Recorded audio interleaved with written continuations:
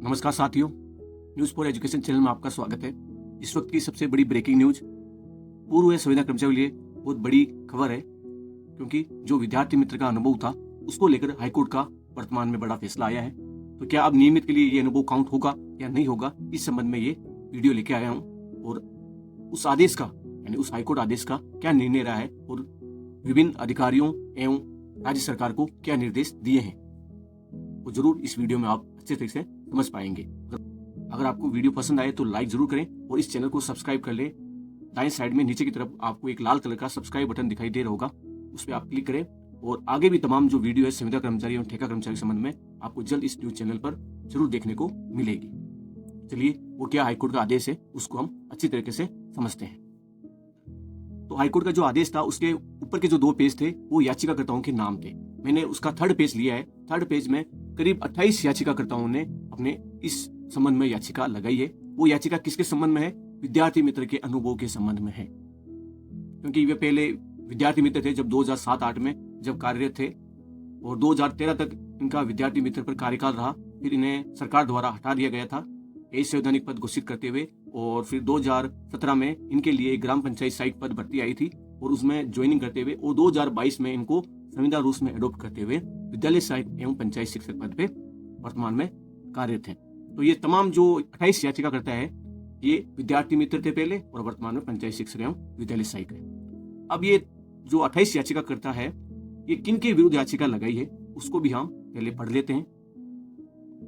तो ये 4 प्रतिवादी के नाम है। जो पहला है राजस्थान राज्य, यानी इनके जो सचिव है प्रारंभिक शिक्षा विभाग राजस्थान सरकार जयपुर के, इनको भी इसमें प्रतिवादी में शामिल किया है। साथ ही निर्देशक प्रारंभिक शिक्षा, क्योंकि जो ये पंचायत शिक्षक एवं विद्यालय सहायक प्रारंभिक शिक्षा के अधीन कार्यरत हैं वर्तमान में, और पहले विद्यार्थी मित्र भी प्रारंभिक शिक्षा अधीन के कार्यरत थे।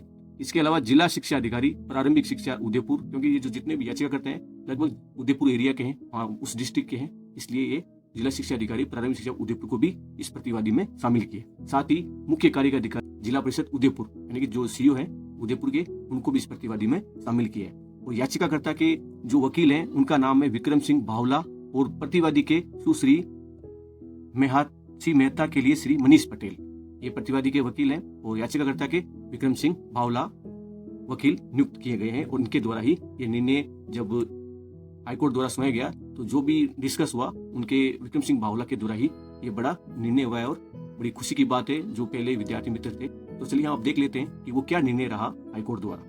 ऑनरेबल मिस्टर जस्टिस अरुण मोंगा जो फैसला सुनाया था और वो आदेश जारी किए थे, जस्टिस का नाम है अरुण मोंगा। तो ये देखो 15 अप्रैल 2024 का आदेश है।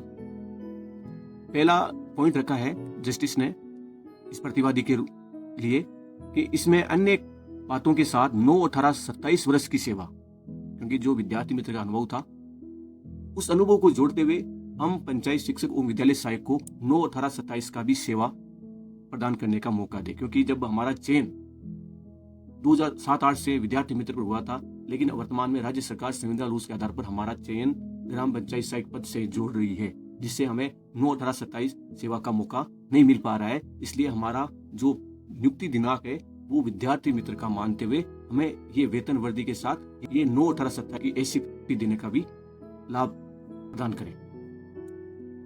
तो इसलिए कि प्रारंभिक नियुक्ति तारीख यानी वर्ष 2008 से उनकी सेवाओं की गणना करते हुए परिणामी वेतन वृद्धि यानी जो भी वार्षिक वेतन वृद्धि और साथ 9, 18, 27 का लाभ देने का भी मांग याचिकाकर्ता ने जो की है, इसके बारे में प्रतिवादी को निर्देश दिया है या निर्णय दिया है।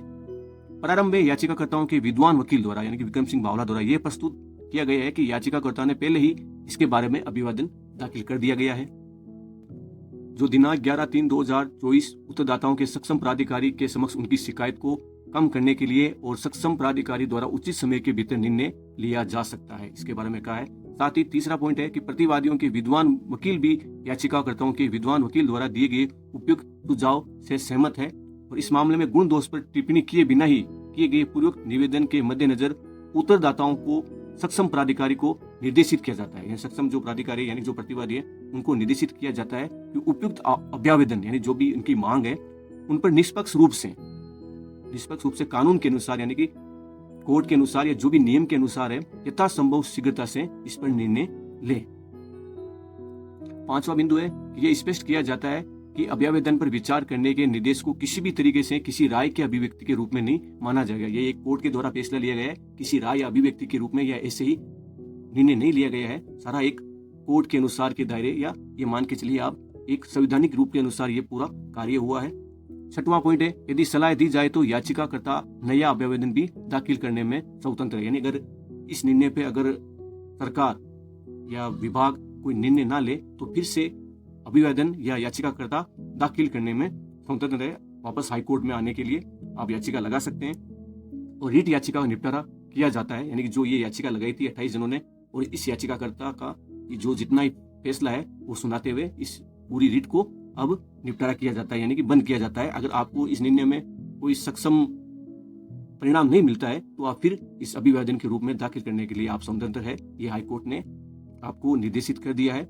और लंबित आवेदनों यदि कोई हो तो उसका भी निपटारा कर दिया जाएगा। यानी कि अगर आगे भी इस अभिवादन के रूप में अगर कोई भी लंबित आवेदन है उसका भी निपटारा कर दिया जाएगा। तो ये अरुण मोहन द्वारा निर्देश दे दिए हैं सभी प्रतिवादी के जो वकील को सुनाते हुए, और जिला परिषद सीओ एवं प्रारंभिक शिक्षा बीकानेर और प्रारंभिक शिक्षा डीओ, इनको ये निर्देश दे दिए हैं कि जो भी निर्णय लेना है इस कानून के अनुसार एवं निष्पक्ष रूप से आप 9/1827 का भी लाभ दें, और साथ ही जो प्रथम नियुक्ति है 2008 मानते हुए इनको जल्दी इस निर्णय से लाभ प्रदान करावें। तो धन्यवाद। अगर वीडियो पसंद आया तो लाइक करो और हमारे इस न्यूज़ फॉर एजुकेशन चैनल को सब्सक्राइब कर लें ताकि आगे भी आपको इस संबंधित न्यूज़ जल्द देखने को मिले। धन्यवाद।